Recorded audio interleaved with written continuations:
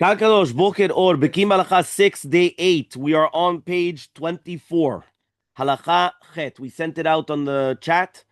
Okay, you have it here as follows. Lo yatchil Adam baruch ata Hashem ad sheyachshov belibo al ma yesh lomar et habracha. This is based upon a Sefer Chasidim and the Chayei Adam, which means that you never start the bracha until you know what you're making the bracha on. So, for example, I'm going to come and take a cracker. Before knowing what the bracha is, I'm not going to come and say, you know what, 1 second. Don't say, Baruch atah Hashem Elokeinu melech haolam, looking, borei mini mezonot. No. Before you actually start, you're already doing this. Listen to the Kol Sason. He comes and he says, Arom mincha Elohai hamelech v'avarecha shimcha l'olam va'ed. What does that mean? That's a pasuk that we say in Asher Yeshua V'techa. He comes and he says, right, that we have to first do this in a way that the blessing will have value, and then it will stay forever. So how do we do that? He says we have to actually do it in such a fashion that we're going to exalt HaKadosh Baruch Hu before reciting the beracha. So Rav Yehuda Tzadka wrote, Chachamim tell us that every single person is obligated to say 100 berachot every single day.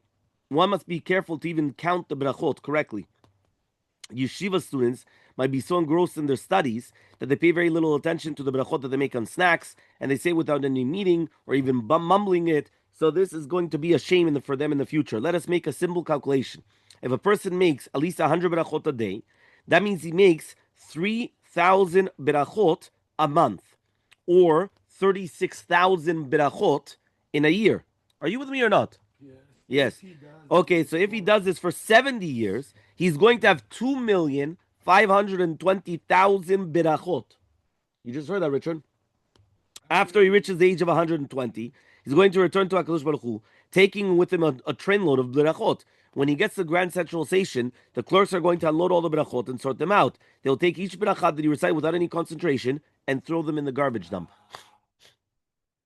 For over 2.5 million blessings, he's left with barely 100 that are fit to be present, to present it in front of the heavenly court. Imagine the shame he's going to feel. Imagine how upset he's going to be with himself, right? All it takes is a moment to think about what you're saying, who you're praying to, right? And then if we do this, we could actually present it to the court as millions. The Zohar HaKadosh teaches every single word of tefillah that a person utters and prays with concentration penetrates the number of levels of the heavens until it arrives to the destination. Once there, it's going to be examined. If it's found worthy, it's presented in front of Hashem. Let us think about this. When someone goes into a store to buy a suit, he asks the people with him how it looks on him and before he purchases it. When it comes to reciting a beracha, however, he does not care about how the appearance of the beracha even looks. He pays no attention whether he concentrated properly or not. He should realize the beracha he recites today will become his suit in the Olam Haba. That's a powerful statement. Beautiful. Fine. We said like this, divide each beracha into 3 sections. You remember we spoke about this last time as well.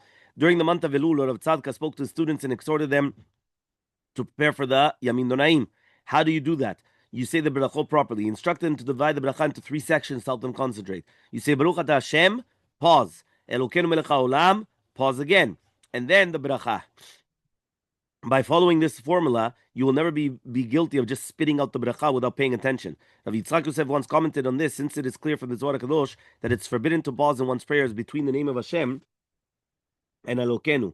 The response of Minchas Yosef also remarked that this is a problem with Rav Tzadka's instructions. Apparently, Rav Tzadka felt that a momentary pause is not a kind of a hefsek, that it's asur. And this must be true for every cantor pauses for the congregation to say Baruch Hu Baruch Shemo before he continues. So obviously there's nothing wrong with a short pause such as this. Basically they're trying to say not longer than Shlomo Melech Rebbe. Yeah, obviously we're not talking about that you're waiting 10 minutes there, right? But we're talking about just small pause, there's no problem. Halacha tet. כתיב אצוות מלאכי נפשי את השם וכל קרבי שם קודשו. מכאן כשמברך לקדוש ברוך הוא צריך לברך בקול רם. So from here we learn when you're going to bless HaKadosh Baruch Hu, you're going to do it with a kol ram. What does it mean? Loud voice, out loud. Because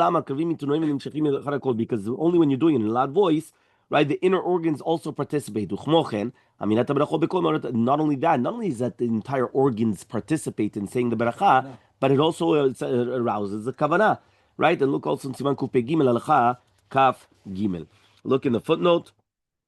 Here it says as follows. He says, Rabbi Moshe ben Yosef Trani, this is the Betel and the Mabit.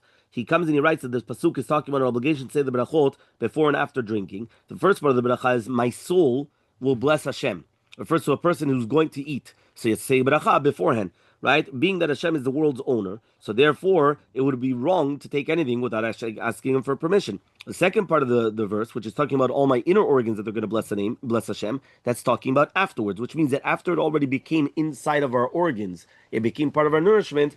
Now we have to still say a bracha to HaKadosh Baruch Hu again. The Or Zarua, okay?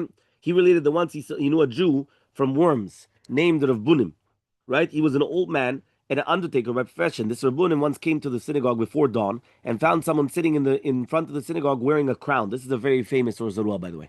This Or Zarua is basically saying that he saw somebody wearing a crown of leaves, and Rav Bunim became frightened. Why? He thought it was a demon. So he said, and you're so-and-so, didn't you pass away and I just buried you? Right? He went and he said, I just buried you. You're a demon? Like, what's going on? So the figure replied and he said, it's true. So he says, how do you come from Olam Haba? So he says, I'm doing very well. So he says, what did you do? He says, you were just an ordinary person. He says, it's only the merit of my saying the berachot in a pleasant sing-song in the Bet Knesset. Okay, this is what brought me to Gan Eden, where I'm according great honor. He says, I wish to prove to you that I am who you think I am. Look at my sleeve. It is torn because it ripped as you dressed me in my shrouds. When he was dressing him, the Chevra Kadisha, they tore it was accidentally torn, one of the arms, like one of the sleeves. So he went and he showed him, this is a proof that this is who I am. Right? You tore my sleeve accidentally when you were dressing me. That's what he said. What is the meaning of your headdress? He says, this is a garland made of plants that grew in Gan Eden. They placed it on my head to shield from unpleasant odors of this world. The Zarua concluded, I recorded this story so that for God-fearing people will take it to heart and say all the berachot with a lot of concentration. But that way they will get to Gan Eden. It's an incredible concept. Okay, last halacha, halacha yod.